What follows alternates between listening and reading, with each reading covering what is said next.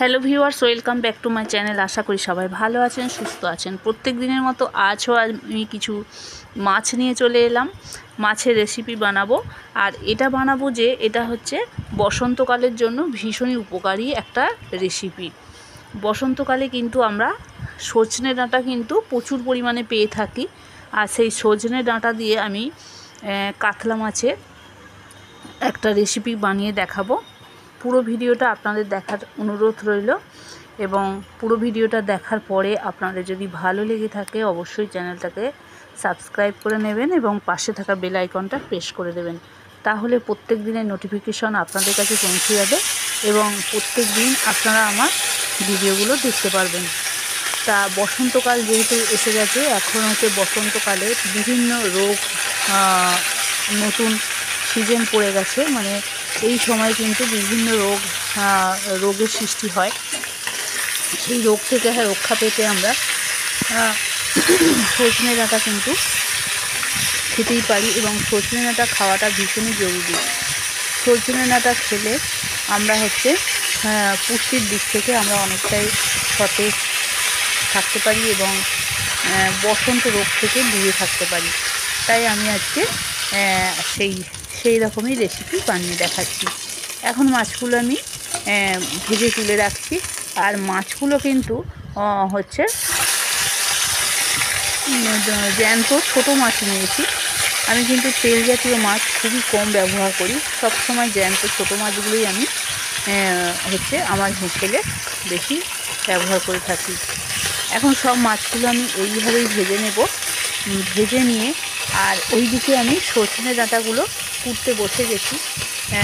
সজনে ডাঁটাগুলোকে ভালো করে বেছে কেটে ধুয়ে নিতে হবে। আর দেখো, সজনে ডাঁটাগুলো এইগুলো দেশি সজনে ডাঁটা, এগুলো একটু শক্ত শক্ত হয়। তা এখানে সজনে ডাঁটাগুলোকে আমি ভালো করে আগে ধুয়ে রেখেছি। ধুয়ে এর মধ্যে ছাল ছাড়িয়ে আস্তে আস্তে করে এটাকে কেটে নেব। কাটাটা দেখাতে পারলাম না, কিন্তু কেটে নিয়েছি। গায়ে যে একটা আঁশ থাকে, ওই আঁশটাকে আস্তে আস্তে করে কেটে ফেলে দিতে হয়, তাহলে এর ভেতরের অংশটা কিন্তু চিবিয়ে খেতে ভালো লাগে। আর যদি আঁশটা থাকে কিন্তু খুব শক্ত হয়ে যাবে এবং খেতে কিন্তু ভালো লাগবে না। এখন আমি দুটো মাঝারি সাইজের আলু নিয়েছি। আর কড়ার মধ্যে তেল দিয়েছি আর জিরে দিয়েছি, দিয়ে শুকনো লঙ্কা দিয়েছি, দিয়ে তার উপরে আলুগুলোকে ভালো করে ভেজে নিয়েছি। এখানে আমি কাঁচকলাটাও ব্যবহার করব। কাঁচকলাটাও কিন্তু ভীষণ উপকার। পুষ্টির দিক থেকে কিন্তু কাঁচকলা আমাদের আয়রনের যোগান দেয়। তাই আমরা কাঁচকলাটাও কিন্তু খেয়ে থাকতে পারি। আলুর সঙ্গে কাঁচকলাটাও ভেজে নিচ্ছি। তবে কাঁচকলা খুব বেশি ভাজার দরকার নেই, কারণ খুব বেশি ভাজলে এটা কালো হয়ে যাবে। এর মধ্যে আমি দিয়ে দিলাম দুটো কেটে রাখা টমেটোটা দেশি টমেটো, খুব বেশি দিতে হবে না, কারণ তাহলে এই টমেটোগুলো একটু টক জাতীয় টমেটো, যেহেতু দেশি টমেটো। এর মধ্যে আমি একটু হলুদ দিয়ে দিচ্ছি। দিয়ে সবজিগুলোকে আরও একটু নাড়াচাড়া করে ভালো করে ভেজে নেব। নিয়ে এর মধ্যে আমি যে কেটে রাখা সজনে ডাঁটাগুলোকে ভালো করে ছাড়িয়ে রেখেছি, সজনে ডাঁটাগুলোকে দিয়ে দেবো। আর এটা খুব ভালো করে নাড়াচাড়া করে আমার ভাজা হয়ে গেছে এবং ভাজার সুন্দর একটা স্মেল বেরিয়েছে। এখন আমি যে ডাঁটাগুলো কেটে রেখেছি সেইগুলো দিয়ে দেব, কারণ এটা ঝোলের সবজি, খুব বেশি ভাজার তবে দরকার নেই। তাই এখন ডাঁটাগুলো দিয়ে দিলাম। ডাঁটাগুলো দিয়ে আবারও একটু নাড়াচাড়া করে নিতে হবে, যাতে তেল মশলাটা ভালো করে এর মধ্যে ঢোকে। তাই জন্য একটু ভাজা ভাজা করে নিচ্ছি।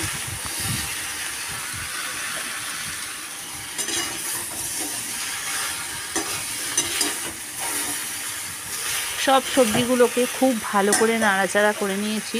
এখন আমি এখানে জল দিয়ে দেব।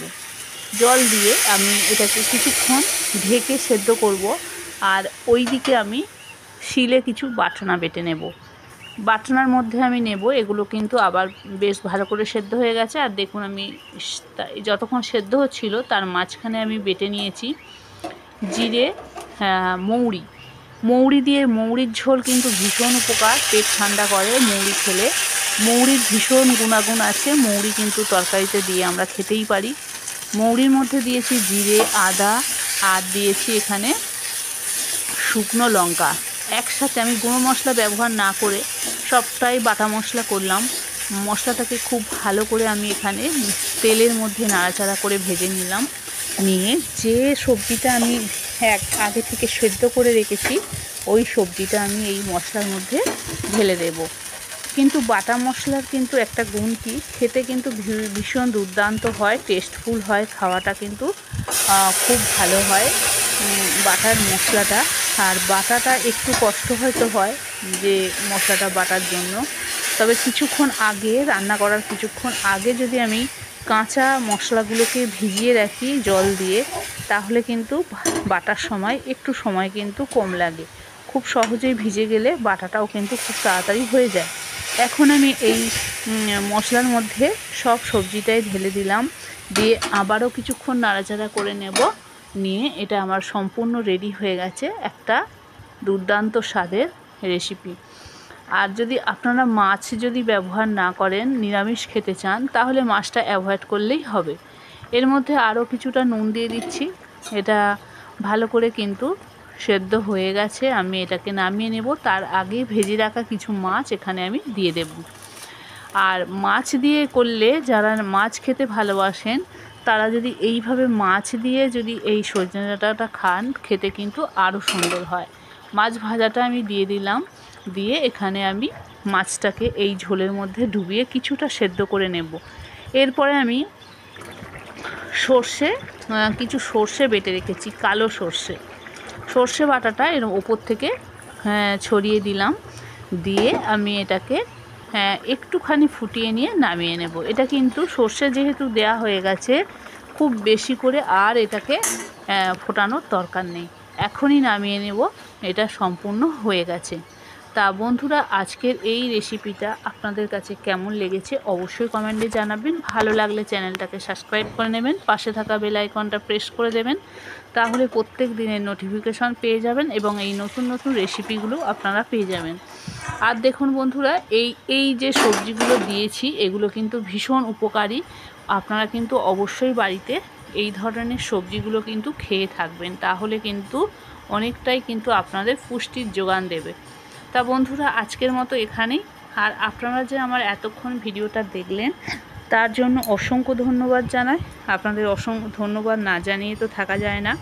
তা এই ধরনের রেসিপি কিন্তু নতুন নতুন পেতে অবশ্যই আমার পাশে থাকবেন। আর এই যে আমি যে রেসিপিটা বানিয়েছি অবশ্যই আপনারা কিন্তু আপনাদের বাড়িতে অবশ্যই বানিয়ে খাবেন, এবং ছোট যদি বাচ্চা থাকে তাদের কিন্তু এইভাবে বানিয়ে খাওয়াবার চেষ্টা করবেন, তাহলে তারা কিন্তু আস্তে আস্তে খেতে শিখে যাবে এবং মুখে একটা রুচি আসবে, আরও খেতে চাইবে। আজকে এই পর্যন্তই, টাটা।